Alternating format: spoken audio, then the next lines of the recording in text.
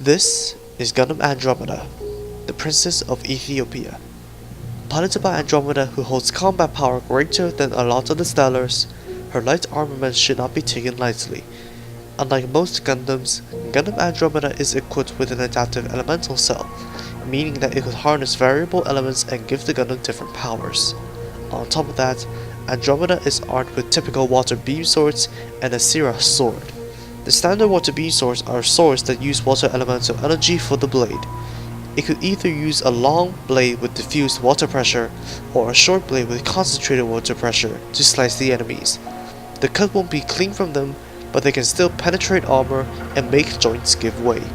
However, they aren't affected by the Gundam's elemental adaptation.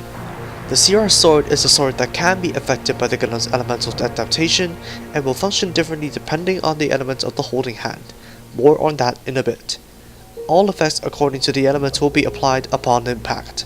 Water will ruin the enemy's armor integrity, fire will engulf the target in the blazing heat, earth will remove enemy buffs, light will release pulses and blind the enemy, and dark will steal energy for self-use. The sword can also summon a brittle barrier that can affect all incoming attacks in an atomic level, effectively nullifying them. For range, the sword can deploy a beam ribbon that can tie enemies up and apply the effects of a corresponding element to them. The adaptive elemental cell allows Andromeda to absorb energy through the light blue parts of the Gundam's body and use it for herself. Her primary element is water, but absorbing water again will fortify her armor. Absorbing fire can give her a thermal body. Absorbing earth can allow her to slowly regenerate her Gundam. Absorbing light will provide the Gundam with a reflective coat, and absorbing dark will provide the Gundam with an energy absorption coat. Only the body part that absorbed the energy will be affected and change color.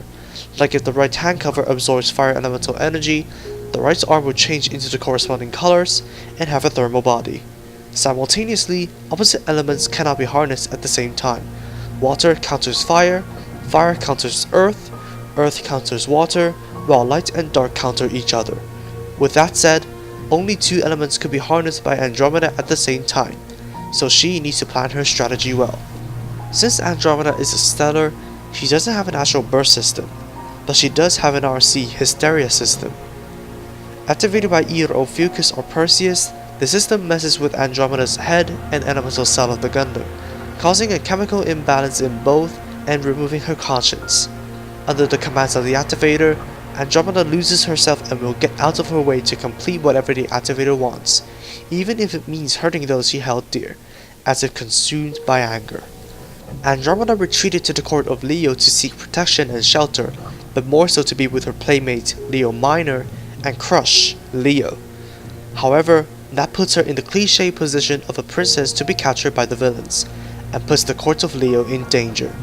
On top of that, she suffers from void corruption after the final battle of the first astral conflicts, and Aquarius' failure at completely cleansing her corruption, so another activation of the Hysteria System would send her into unknown territory. She's not safe forever, especially when Perseus is still up and about. Leo, for the love of Mother Astrea, please keep her safe.